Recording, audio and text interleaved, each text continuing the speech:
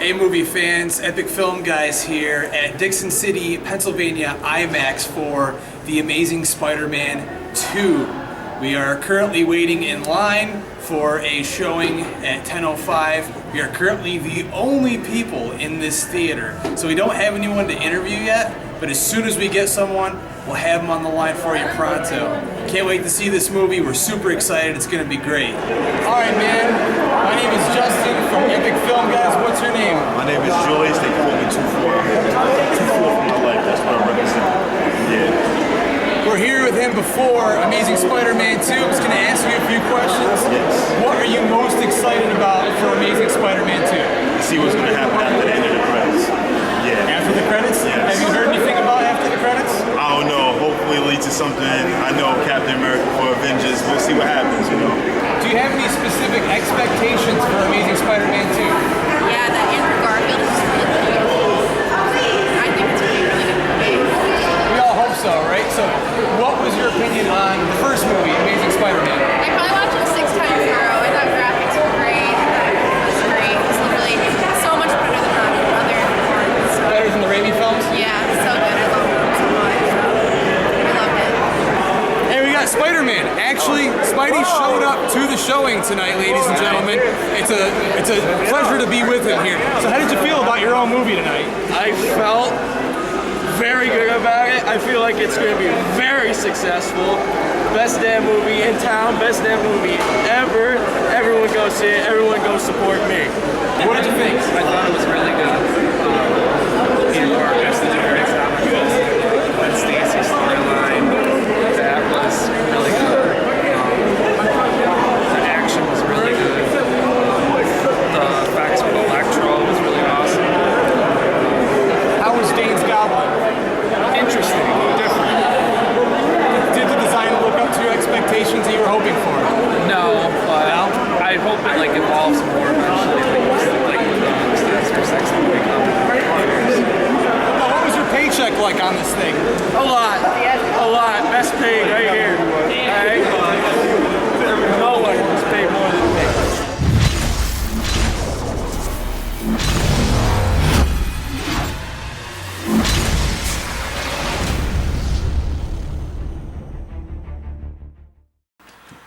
What's up, film fans? Epic Film Guys here. We just saw The Amazing Spider-Man 2 in IMAX last night. We are here now to review the film, do our quick rants, and discuss it in full form. As y'all remember, a couple of years ago, instead of going with the Spider-Man 4 that Raimi was planning to do with the Vulture, and I think Black Cat was supposed to be in that one too. That's right. Instead, they scrapped it, and Mark Webb decided to do the reboot with Andrew Garfield taking up the role of Parker Spidey. The mantle, yes. Emma Stone came in as Gwen Stacy. Things like that. So, Spider-Man 2 sees Peter Parker, he's still got a lot of conflict with his promise to Captain Stacy at the end of the first film. We opened with an amazing opening. I mean, I couldn't have asked for a better opening action sequence. How good? That was such a good action sequence. Especially that was especially in IMAX. I mean, literally, my jaw dropped at how well they finally got the web slinging down after 4 films of seeing Spider-Man web slinging. Which there's some great stuff in all of those movies. You finally get to actually get that point of view shot perfect. I highly recommend, if you haven't seen it in IMAX, to see it in IMAX if you really want to see the movie, and if you really want to catch the visual aspect of the film. I'm going to say this out front, and I know you're going to agree with this. Garfield and Stone, everybody's talking about this. Picture perfect chemistry. And speaking of perfect, I'm saying it now. If you weren't in love with Garfield's Spider-Man after the first film, you will absolutely fall in love with that character after this film, because the entire opening sequence with Rhino, which I'm going to let Justin talk about a little bit in a second here, the entire opening sequence, he is quipping jokes, boom, boom, boom, boom, like just throwing them out there. If you were not sold on Garfield as Peter Parker after the first film, and I don't know how you weren't, by the way, if you weren't, but if you weren't, this film will sell you completely. He owns that character completely. Right, and that opening sequence is pre-Rhino Paul Giamatti, hamming it up, mind you, but in fantastic, epic form and fashion. He is great. It is probably, in my opinion, one of the best opening sequences from any comic book related films. And it shows, you know, offhand, Peter trying to juggle being, you know, graduating high school, his relationship with Gwen, and being in top-notch form Spider-Man, mind you. This is not the Spider-Man from Amazing Spider-Man. This Spider-Man has full form of his powers. He knows what he's doing. He looks awesome doing it. There's no stopping this Spider-Man, literally throughout this whole movie. During that opening sequence with Rhino and Giamatti, if you've never, I don't think you've ever seen a character hammed up so much in a film. I mean, but it was so much fun. Like, Giamatti really had enough fun with it, and the opening sequence was so much fun that it really doesn't detract from it. I don't say that in a bad way, because there's good ham and there's bad ham. Peter Parker, Harry Osborn. You're gonna want to see this. Oscorp. Get you under surveillance. Why? Isn't that the question of the day? You remember in Spider-Man 1 through 3, the Raimi trilogy, where you get 3 films worth of development of the friendship between Harry and Peter, and then the, you know, kind of gradual disintegration of that friendship. You get all of that in about, 20 minutes in Amazing Spider-Man 2. It's all in there, but it's all in there rapid fire. Here's the bare bones that you need to know about Harry. This is the absolute minimum that you need to know about Harry. Bam, let's turn him into Goblin. They know the heart of the story is, and this is what they really wanted to concentrate on, and it really is what makes this film work, and that is the relationship between Gwen Stacy No question. and No Peter question. Parker. And they make it work really well. Believe me. I mean, if anything, it sells the film on its own just for enjoyment purposes. You know, it does go into it a little bit too much. As far as the pacing in those scenes and the way those scenes interact with the action scenes or the scenes with Harry Osborn or anything else, they kind of just are thrown in there, literally. I mean, there's a scene where Peter's meeting Harry at Oscorp because, you know, Harry wants to talk about having Spider-Man meet him to help him, and then he just runs into Gwen, and they meet up for plot development. The biggest problem that I had with it is, you don't get enough of it. You don't. You're right. And I'm going to go back to a number of examples on this. Cap 2 comes to mind. Thor 2 definitely comes to mind. A number of recent superhero films come to mind where you get villains thrown at you. The only thing that a lot of producers and a lot of studios really seem to care about anymore is the heroes. That's all they care about. The villains are just scenery. The villains are just here. Let's throw something at them. The hero gets a lot of great development. Spider-Man Parker gets a huge character arc in this film, and it is great. It is great. And Garfield plays it incredibly well. But everything that's thrown at him, from Electro, from Goblin, from Rhino, from, you know, everything else is just, it's just scenery. As we've discussed many times off camera, Many times. It all has to do with this idea that studios have that world building is more important than character development. Now, obviously, we all know, since we've got Batman vs. Superman on the way, we had Avengers, which led into a mediocre Iron Man 3, Thor 2, you know, and all these movies are kind of like just in between films to kind of get to the bigger film. The plots of these films are suffering majorly, in both of our opinions. And the character development, villain-wise especially, in everything Marvel Phase 2, definitely. Even to go back to Avengers, the Chitauri were a joke. You know, name one Marvel villain who has any character development outside of Loki. I think that they knew offhand that with Electro, first and foremost, story aside, character aside, they had a great visual villain, and they did take it to the top that they could.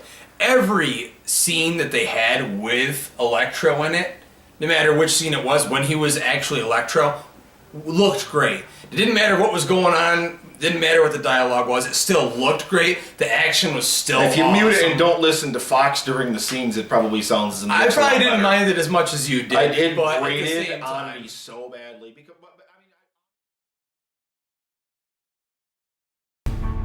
Every day, I wake up knowing that the more people I try to save, the more enemies I will make.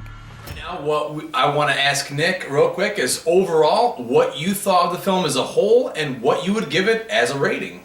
Electro is in the film. Max Dillon's in the film. He gets his development, etc., etc., etc. First battle, Times Square, boom, he's gone. Disappears to Ravencroft until later on in the film. All of a sudden, boom, he comes back, owned a job to the Goblin. Literally, he is brought in and he has this battle with Peter, and boom, Electro's gone. Don't ever know what happened to him. Did he explode or die or whatever happened to him? I don't even know. They don't even really ever explain it. But anyway, they don't. I mean, the point is you know, Electro had promise. I really felt that they were going to try to take it in a Dr. Octopus route, the way that Raimi did in Spider-Man 2, and that didn't end up happening. I think what instead happened was they had certain story elements that they wanted to fit into the film, so they rushed Harry into the Goblin suit. The development definitely was very forced to an extent in the story. It was Venom. It was Venom in Spider-Man 3. He did not belong in this film. I think to an extent that it could be the Goblin part of it was Harry fit into the film. Harry did fit into the film. I think if they had teased Goblin, I don't want to watch a Sinister Six movie if it's got the bullshit development that this film had, especially for Goblin. Like he's in it for like 5 minutes. This kind of stuff does not work for me. So despite the great Harry and Gwen stuff, and it was great, despite Garfield's great performance, really owned the character in a way that nobody has up to this point. And you know, the great action sequences, the great visuals, the great sound. There was a lot of good stuff to like about this movie, but I am bitterly disappointed in this movie. Ultimately, I'm going 6 out of 10, and that's being generous. And now, Justin, I gotta ask, what did you feel about the film? it took a while, I'll admit, for me to soak it in. I had very, very high promise for The Amazing Spider-Man 2. I actually really loved Mark Webb's first film, you know, even aside from the throwaway villain in that one.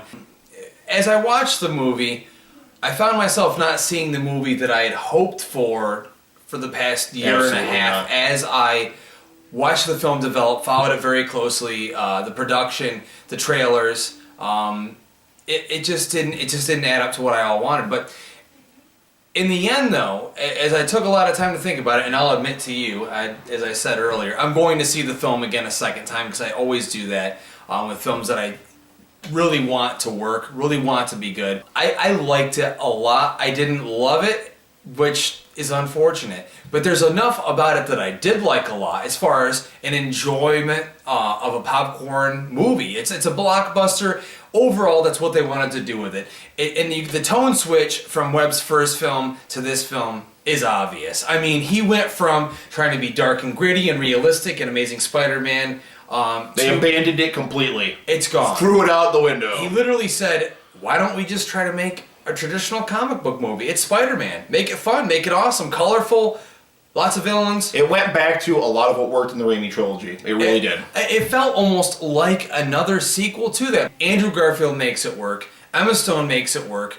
I will take a moment to get into Dane's Goblin. I've loved Dane since I saw him in Chronicle, The Place Beyond the Pines, even in Lawless in the small scenes. Great young actor. As soon as I heard he was going to be a Goblin, before we knew it was going to be Green Goblin, was very excited. Now, even though, as I agree with Nick, it is somewhat shoehorned in, and it is thrown together last minute, I felt that Harry's progression, Harry could have been in the film without Goblin being in the film. And when he is Goblin, he's the Goblin I've always wanted. Say what you want about the character design, I loved it. He could have been a little bit more green, okay, maybe in Sinister Six he will be. I didn't care about that. His laugh was great, he looks great in the suit.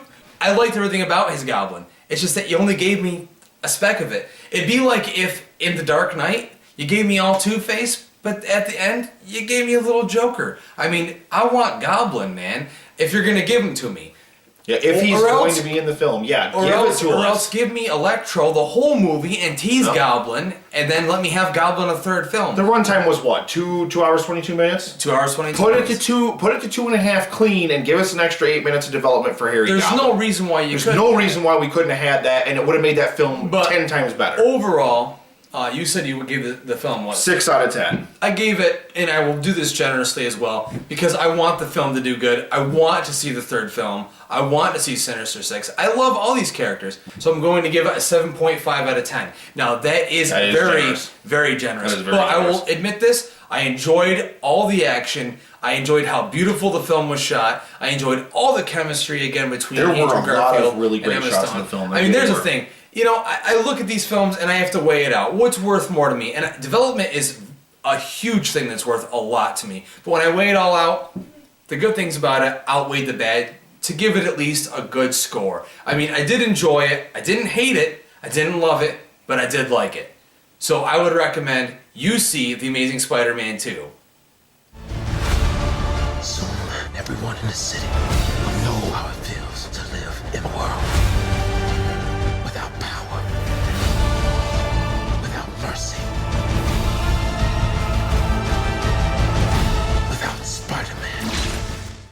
I do want to say a huge thanks to the Great Escape Regal Cinemas IMAX Yep. down in Dixon City, Dixon PA. City, PA. The They were management and the great. staff were fantastic with us. You know, they the manager gave us a shout out before the film, helped us do our trivia, get our name out there, and we really want to shout Big out to shout them. out. Big shout out. Great theater, #1 to go watch anything you want to watch in IMAX, and they were great about it. But to, sum everything up here, we love you guys. We are Epic Film Guys. Check us out on Facebook.com/Epic Film Guys, YouTube.com/Epic Film Guys NY. That stands for New York, of course. Check us out. Get at us. We hope you enjoyed the review. We hope you enjoyed our rants. If you didn't, comment, tell us why. Debate with us. We love it. We're film fans just like you. I think we could even work on some response videos if we get somebody that really wants you really to have a passion, argue with something. Yeah. let us know.